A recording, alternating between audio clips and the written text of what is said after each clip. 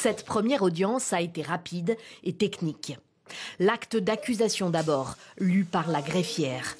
Les charges retenues contre Joseph Kabila sont lourdes. Participation à un mouvement insurrectionnel, crime contre la paix, homicide intentionnel par balle, trahison, apologie, viol, torture, déportation et occupation de la ville de Goma. Des faits passibles de la peine de mort en RDC. L'accusé, sans surprise, est absent. Il sera jugé par défaut. La haute cour militaire instruit ce dossier porté par le lieutenant-général Likoulia, auditeur général des forces armées congolaises. La RDC, représentée par 7 avocats, s'est constituée partie civile sur initiative du ministre intérimaire de la Justice présent ce vendredi matin. Des avocats qui ont demandé et obtenu le renvoi de l'audience au 31 juillet pour accéder aux pièces du dossier.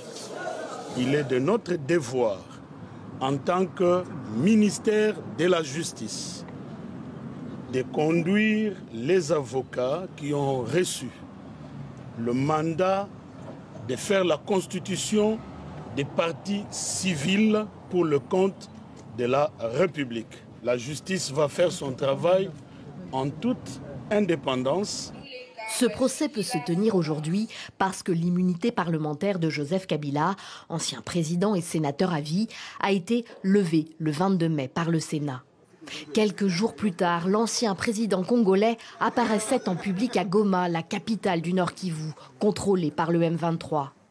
Pour l'accusation, Joseph Kabila est l'un des initiateurs de l'AFC, la branche politique du groupe armé qui occupe de larges pans de territoire dans l'est du pays.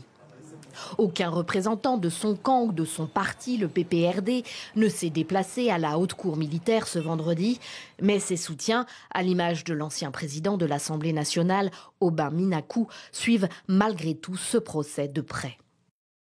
C'est un procès typiquement politique, à motivation politicienne, viciant toutes les règles de base en la matière. Il y a lieu de se poser des questions sur la volonté réelle des uns et des autres de pouvoir parler entre Congolais pour que nous sortions du bourbier dans lequel nous nous trouvons. Un sentiment partagé à 2000 km de là, à Bukavu, dans le sud Kivu. La population attend beaucoup là-bas du processus de Doha où le gouvernement congolais et le M23 négocient la paix.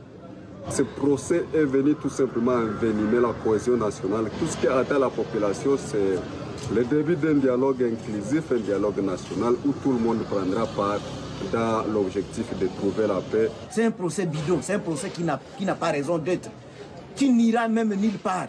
Parce que Kabila étant à l'extérieur du pays, imaginez-vous, maintenant qu'il sait qu'il est poursuivi, il va adopter quelle attitude? C'est ici à Bukavu que Joseph Kabila a été vu en public fin juin pour la dernière fois. Depuis, plus rien. Nul ne sait où il se trouve.